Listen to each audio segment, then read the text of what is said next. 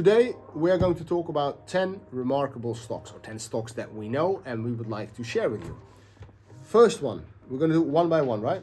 Each a stock. Yes, and it's because this week there's not a lot of news about shares. Unfortunately, there's a lot about, of course, about the war in Palestine and Israel. We're not going to talk about it, but there's not a lot of news on regarding market economics, but also not shares. So we highlighted some 10 shares. Probably you will know some, and probably there will also be some shares in it that you think, well, that's maybe interesting to buy or maybe even to short them. I want to start with the first one, Flow Trade. It's a Dutch company. I think it's the biggest market maker in the Netherlands. What do? They make pricings, quotes for options and for shares, and they make a lot of money with it normally. This year, because of the low volatility, their revenues dropped with almost 50%. So normally, last year they had around 650 million of revenues, and this year will be probably around 300, and that's related to the VIX. The VIX, that's the volatility index, and that's now trading at 13. The highest point this year was 26, and if you look at the larger scale, 13, 12, 11 is a really low scale. Definitely low, yeah. So that's not good for flow traders, and you see it also in their share price. They went public in 2015. They're now trading at the lowest point, but if the volatility goes up, then they will start making money a lot. Absolutely.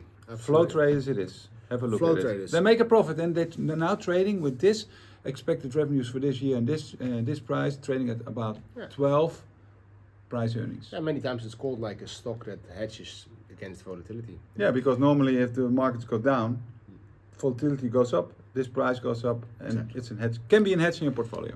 Next one, Bols. And I'm going to say on forehand, you can't do very much about it, but the stock is taken over. It's a Dutch company, dates from 1575. It is a company in the UK comparable with larger breweries. I was going to say Guinness, etc. They make how do you call that? Geneva, no? Yeah. Ginebra. What's it called in English? Spanish. Well, I don't know exactly, but they make liquors. Look it up. And the company is taken over by one of the largest shareholders, the family Nolet. They also make hard liquors. Company is taken over by 270 million. So people that had that stock, I don't think there will be a lot of English viewers owning this stock because it's a pretty small. Oh, it's called gin actually. Really. Yeah, but it is not. It's slightly different. Yeah, it's slightly different than gin. Yeah, it's a really strong drink. It burns in your throat. It's mainly drunk by our grandfathers, I think, in my time. He drank it always. But company taken over. Congratulations for the people that bought it around 10 euros. You made almost 70%. We're 30% up, no? It went from 10 to 17.35. Yeah. Oh wow. So that's nice for those people. That's really nice. Congratulations. Another Dutch company, it's a small company, Fastnet. Expected revenue this year 66 million, so it's a really smart company. But the opposite of flow traders, because their revenues probably will halve. The revenues of Fastnet will double this year. Yeah. What do? They make stations, electric stations to charge your car in the Netherlands, and they're now looking at Germany. So they grow a lot. They had quite good figures this quarter. The revenues went up from 10 to 15 million, so it's really good. The market responded really positive, 3% up. But keep in mind, they still make a loss. So they're investing a lot. Revenues goes well, but and also on the contrary, and it's in relation with the latest share that you close off with, is these are new stations that they build it most of the time next to existing petrol stations.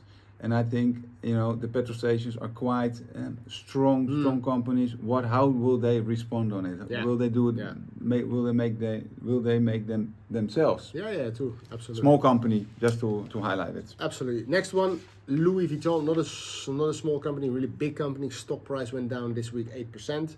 Why? We came out with the figures and they were slightly disappointing. It was pretty clear that they were suffering in China to get the sales back up to speed as before the Corona crisis.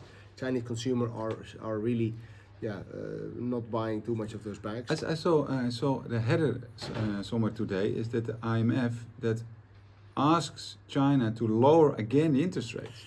It says something. It says a lot. To save the economy. And bear in mind that China was for Louis Vuitton one of the biggest markets. China was before COVID-19 the largest luxury market in the world, and that is confirmed by consulting company Bain & Co.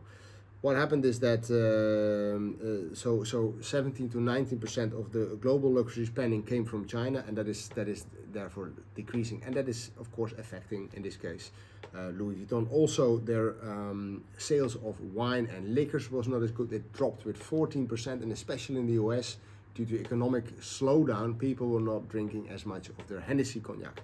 So all in all, not too good. Still positive. They made 19.96 billion euros of revenue. So it's not that bad, but slightly less than what was expected. Yeah, and the market doesn't like it because Market doesn't like it. 8% down. In the market, it goes up this week. Exactly. We made a vlog about it. Exactly. Yeah, we want to say it. About also about the history and how is the structure with the family. Yeah. Have a look at it if you like it. You have to. I don't know what's the name of the how we call it. Yeah, luxury. Invest in luxury goods. I think so. Yeah. If A you look couple it of up. months ago. Interesting to see. Okay, a little bit in relation to that is the IPO of Birkenstock this week. On the first trading day, it went down with 12%. Not so good, of course. And we always say IPO, so it's a company that goes public. First trading day. Be careful because you don't know how the market likes those companies. 12% down is not a good, and almost more than 1/3 of the revenues are coming from Europe, and they took the comparison based on the figures of Louis Vuitton. They have also, I think, 1/3 coming from Europe, and the outlook is that it's not that good. So be careful. Was it then bad for everybody? No, it wasn't, because based on this valuation of the market only of the IPO, the Birkenstock company was valued for $7.5 billion. It's quite a big company for a company that makes some flip-flops.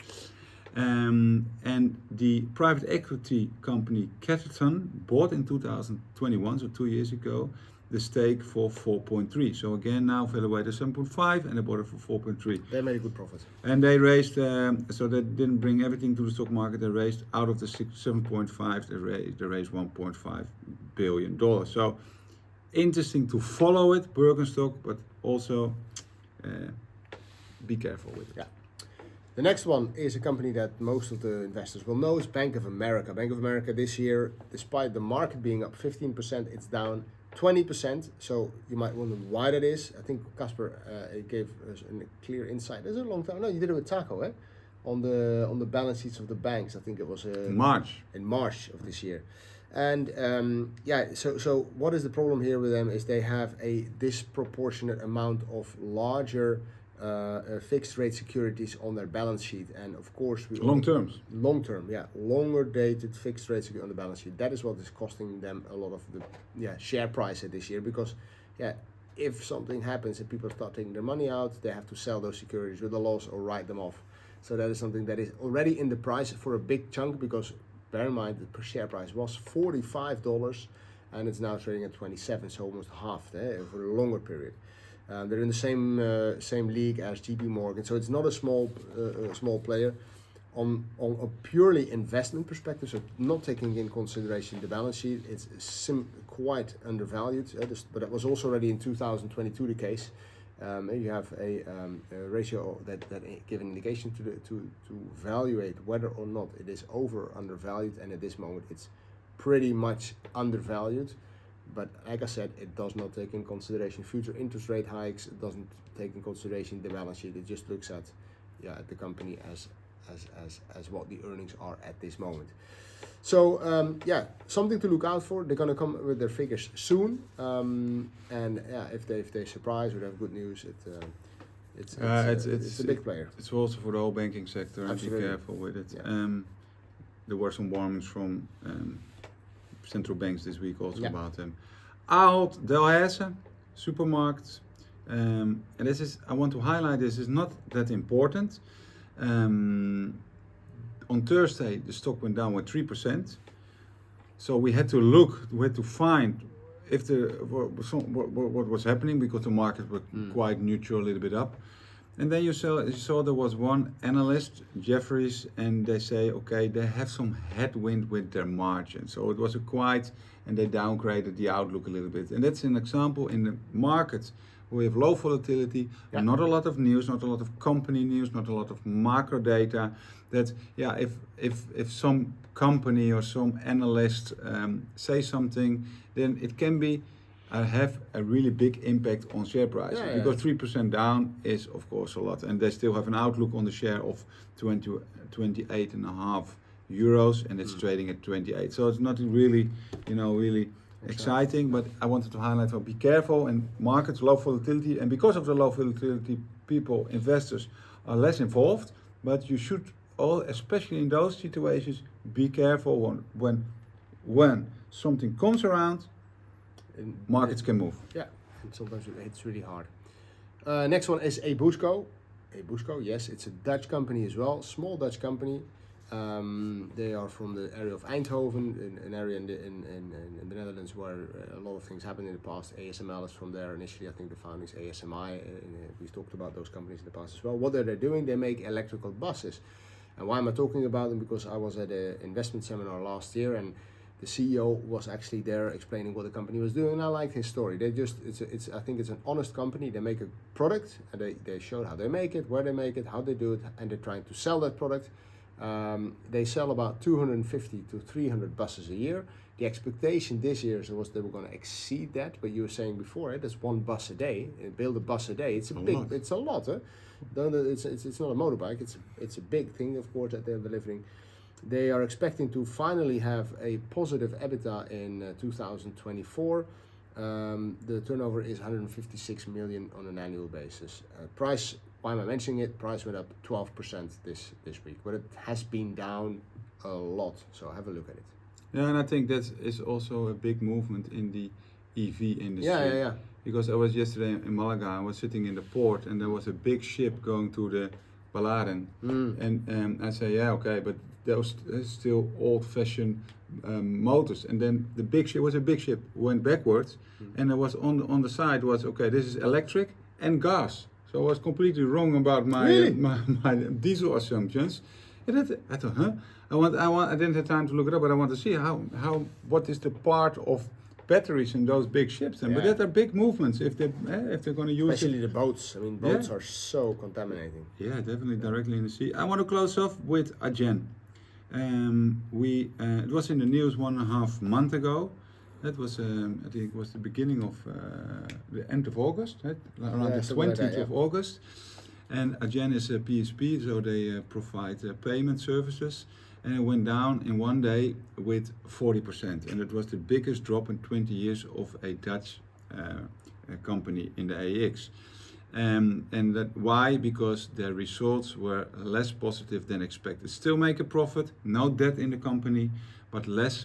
The profit was less expected. Revenues were still in line, but especially about the profit and the outlook, of course. Yeah. So what it dropped at the end? It dropped more than the 40% in the days after the big drop on Friday. It went down from 1,500 to 630. 1,500 to 630 euros. Keep in mind. Before that, the highest point was 2,800. 2,800 was already trading at 1,500, and a big drop, it went down to 630. After that, so in the last month, it went up again with 20% to 750. So a lot of investors, private investors, hold those stocks, bought a lot. It's always dangerous to buy, of course, when the stock drops.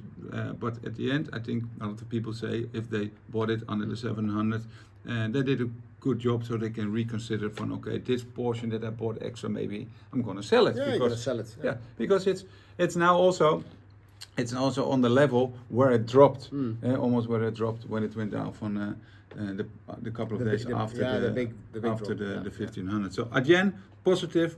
After the big drop, that was negative. Now 20% up. Correct. Finish off my side. Exxon. Exxon is of course one of the larger oil producing companies in the world. Petrol companies, etc. They are doing a massive takeover of a company called Pioneer Natural Resources. They're doing that because they want to expand in the Permian Basin, where they are already present. But by doing this takeover, they're actually bringing up the capacity to 1.3 million barrels of oil per day. So it's for ExxonMobil a big thing. Of course, it's also a big takeover. They pay a lot of money for 60 billion. They're paying for that. Each Pioneer Natural Resources shareholder has a premium of 8% on the price of Tuesday's closing, this week's Tuesday closing. So, and you will get 2.3224 shares of Exxon per Pioneer Natural Resources share. So yeah, congratulations if you hold those stocks. You made some profit, and you're part of a larger oil company now. I think that was it. No?